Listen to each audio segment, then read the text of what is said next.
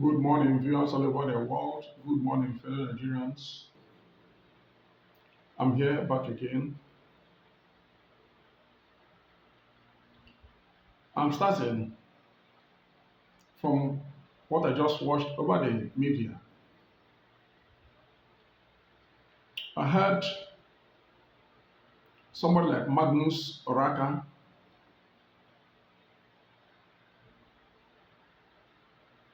somebody who is very, very enlightened, very close to Nigerian politics,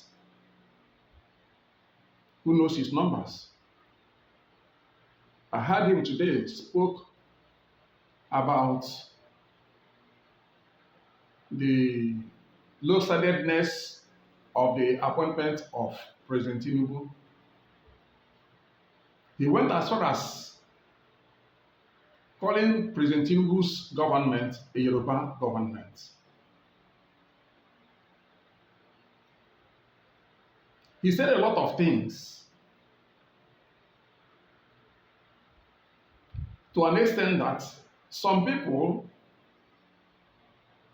especially our Yoruba brothers, may misunderstand him. At the same time, I was very happy when he gave his excuses to our Yoruba brothers who are not bigots. At least he mentioned few names like Pa Ayadebajo and Farotimi and things like that. So when we say, or as he said, Yorubas, I think it shouldn't be understood that he was talking about the whole Yorubas. Because to my own opinion, I beg to differ from some of the opinions. But to be specific, saying that Yorubas, our Yoruba brothers and sisters, they are also victims of the low-sidedness of the appointment of President Tinubu. They are also victims. Because like Magnus was saying, as a matter of fact, everybody will be saying Yorubas, Yorubas, Yorubas. Yoruba nation, these people are people who are over 50, 60 million people in population. So if Tinubu has favored 1,000 people, let's assume, or more, let's see the ratio and see people who has nothing to do with his favoritism. He has only picked the people whom he thinks that can help him achieve his personal goals, depending on what his goals are. So, me as a person, I will beg our Yoruba brothers and sisters not to take it personal, because it's not all Yorubas that are bigots. And I'm glad he said it over and over, so I'm not like trying to moderate between him and the feelings of our Yoruba brothers and sisters. But I also want to air my opinion, my view, as an elder of this country, as one of the elders of this country, Nigeria. So, having said that, I repeat myself that our Yoruba brothers and sisters, they are also victims of the system. They're also victims. Hunger knows no tribe. President Tinubu is not going about sharing money to Yorubas and leaving other tribes. He has just picked his cliques, the people who can do his bits. Probably the people he used when he was the governor of Lagos, or people who helped him during his campaign, during the election processes and things like that. But is that what governance should be? The answer is no. If you want to be the president of Federal Republic of Nigeria, you must know how to spread appointments, spread developments, and everything that has to do with democracy, dividends of democracy. But with this government, we are only hearing rhetorics. They're only promising people good time ahead. Meanwhile, people are dying of hunger today. Both Yorubas, Igbos, Hausas, Fulanis, Urobo, Ichekiri, just name it.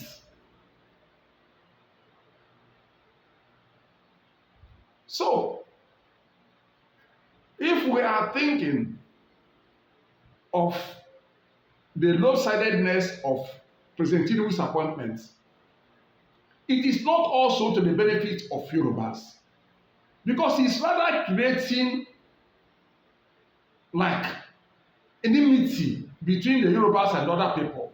Because a Yoruba person who has nothing to gain, who has gained nothing, who is not going to gain anything from this government, will still be criticized, even in the midst of other tribes.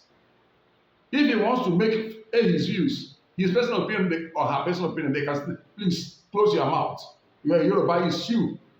And you are people that are doing this. This person has nothing to do. This person has contributed nothing to our plight. But still, Nigerians being who we are, just being a Yoruba already is enough to shut you down and say, no, this government is Yoruba government. So you are involved in our problem. You are part of our problem. So I think I can repeat myself again that our Yoruba brothers and sisters, they are also victims of the system. So on that aside, I also watched from one of our local media outlets. I heard them when I heard somebody saying how Wike has been banned from Aso Rock, quote unquote. It was a press review anyway. So, reason being that Wike disgraced himself and disgraced Nigeria before our visitor, the Indian Prime Minister, Modi. What did he do? His usual thing. Always drunk, uncontrollably drunk, proudly drunkard. He has said it in the media that he drinks, is it whiskey or whatever brand of how many years, 14 years, or it could be 100 years or 400 years, I care less. But now, Wike has taken his dating linen to the next level. He has now washed it on the national stage and international stage.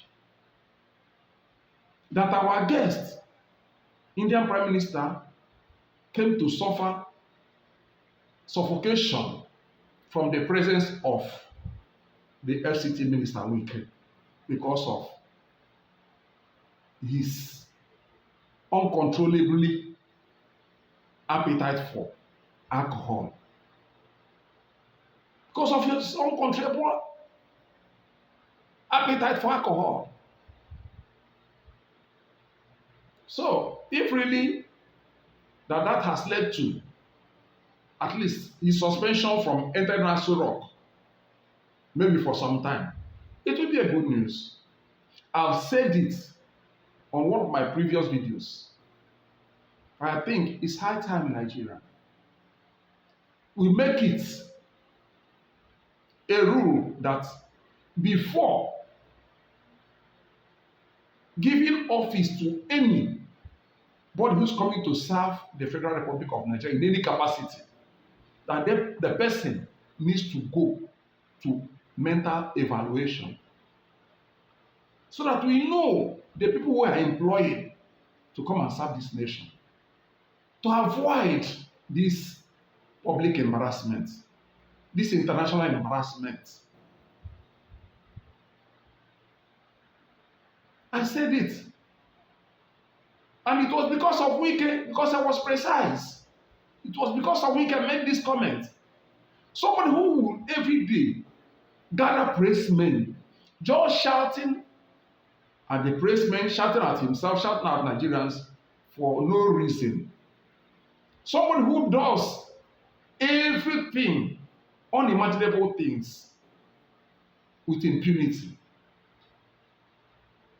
Someone who does something that you ask yourself, who is doing this? Is this person in his real senses? Is this person still a human being? Wike does something that every normal person would doubt that this is done by a human being. So let's see how far our president will go with this issue. How far our president can contain Wike, because Wike has gotten out of hand. Since this issue is no more a national something, it's now an international embarrassment. It's a pity. So, President Tinubu, like we always say, that the ball stops on your table. So, more embarrassment will be your choice. And the embarrassment is also your choice. Because whatever happens, you take the credit or take the criticism. We are here already for the 4 years. And let's see what happens in 2027. The choice is yours. Thank you very much, fellow Nigerians. Thank you very much, viewers all over the world, for listening. God bless Federal Republic of Nigeria. God bless us all. Amen.